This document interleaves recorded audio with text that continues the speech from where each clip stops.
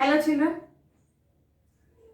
In the previous class, we have learned about the structure of pollen grain and how the pollen grain will germinate. Now, we will learn about the structure of ovule. So, where does the ovule present? It is present inside the ovary of the flower. If you see, this is the stigma. Just I am showing the structure of female reproductive part of a flower, that is gynoecium or carpel. If you observe, this is the stigma, this is the style, and this is the ovary. Within the ovary you can see the ovule. If I cut the longitudinal section of these carpel, you can see the structure. So, within the ovary, if you see the structure consisting of embryo sac, this embryo sac is egg-shaped structure. This is the egg-shaped structure and consisting of this ovule is the egg-shaped structure consisting of embryo sac, and this embryo sac also filled with food, means which consisting of food and water for the development of the embryo. So that is the next stages of the seed. Okay. If you see, this is the ovule. Within the ovule you can see the embryo sac. This embryo sac is the 7-celled. It consisting of 7 cells. See, this is the deep structure of the embryo sac, consisting of 3 cells to the anterior cell and 3 cells to the bottom of the egg cell, and 1 cell is in the middle. So we call it as 7-celled embryo sac. But in the middle cell consisting of 2 nuclei, whereas the remaining cells consisting of single nuclei. So we call these 2 nuclei cell as polar nuclei, whereas the anterior part of the cells we call it as antipodals, and the bottom you can see, the middle one we call as egg cell, and either sides of the egg cell we call it as spheneroids. So there are total 7 cells, but the middle cell consisting of 2 nuclei. So we call it as polar nuclei, and the embryo sac is defined as 7-cell 8 nuclei cell. Okay, 7-cell 8 nuclei. Okay, see, the stigma consisting of a sugary substance which attracts insects and also helps in the process of fertilization. This sugary substance, when the pollen grain from anther reaches to the stigma, see, this is the pollen grain. By observing the sugary substance from the stigma, it develops a pollen tube. This pollen tube consisting of 2 nuclei, you can see 2 nuclei, and as the pollen tube grows, it reaches the ovule.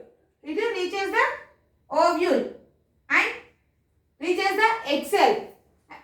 Means it ruptures the embryo cell, egg cell, embryo sac at the place of micropore, where this embryonic sac attaches to the ovary. So it ruptures, the pollen tube ruptures the embryo sac and releases its nuclei into the embryo sac. So the first tube, after rupturing the embryo sac, the nuclei of one pollen tube will fuse with the egg cell. By rupturing the micropyle. Here the rupturing takes place and the pollen tube enters and fuses with the egg cell. One nuclei of the pollen tube fuses with the egg cell of the ovule. of the embryo sac. And when these egg cell fuses with the pollen tube nuclei, immediately these two nuclei which are present in the polar nuclei will fuse to form fusion nuclei. After that we will call it as fusion nuclei. Why? Because here the two nucleus will combine to form fusion nuclei. After the fusion of pollen grain nuclei with the egg cell. So to form here, when this pollen tube nuclei fuses with the egg cell, it develops, means it forms a zygote. At this stage we call it as fertilization. Okay. And next, the second nuclei of pollen tube reaches the polar nuclei, that is with the fusion nuclei, will combine with the fusion nuclei. Here both the nucleus, one with the egg cell and other with the fusion nuclei. That is a polar nuclei. So here two times the fertilization takes place, one with the egg cell and other with the polar nuclei. So we call it as double fertilization. It generally occurs in the flowering plants. Okay. See, these polar nuclei after fusion with the nuclei of pollen tube will form and it divides repeatedly and develops an embryo. That embryo consisting of endosperms. Okay, and develops an endosperm. Here some flowers, some ovary of the flowers consisting of one ovule, some may contain 2, 3, depending upon the flowers, depending upon the species of the flowers, this consisting of number of ovules. So how many ovules are there? It develops. Okay. Next, this endosperm means by the multiple, that is the mitotic division takes place by these polar nuclei after fusion with the pollen tube nuclei, and it develops endosperm. The endosperm consisting of cotyledons, and these endosperm serve food for the zygote. Food for the zygote, that is a developing plant.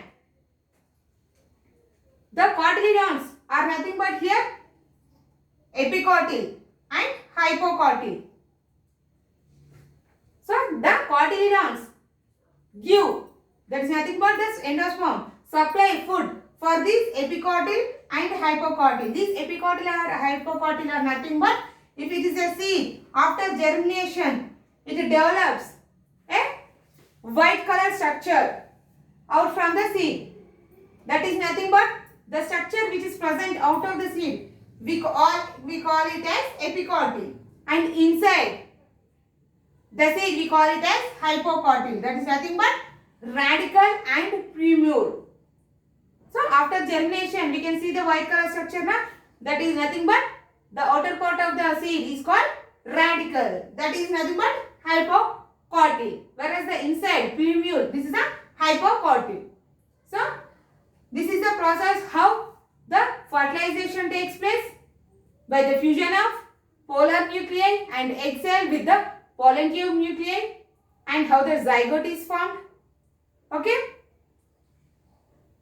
To observe these germination, we can perform an activity. Take some horse gram or bean seeds, soak them till 6 to 8 hours, and then strain the water from that seeds, tie them in a cloth and leave it for 7 to 8 hours again by sprinkling some water regular intervals. So what happens? By the temperature, by the If the temperature is convenient to the seed, means the temperature must warm, and by observing the water, it develops, it germinates this radicle and plumule. So we can observe it easily. And next one is this is about the structure of ovule and how the fertilization takes place.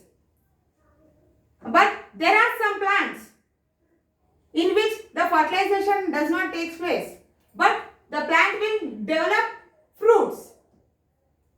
Such type of condition we call it as parthenogenesis. Means there is no fertilization, there is no fusion of male and female gametes, but the female gamete itself develops a fruit. That is called parthenogenesis. Example, banana.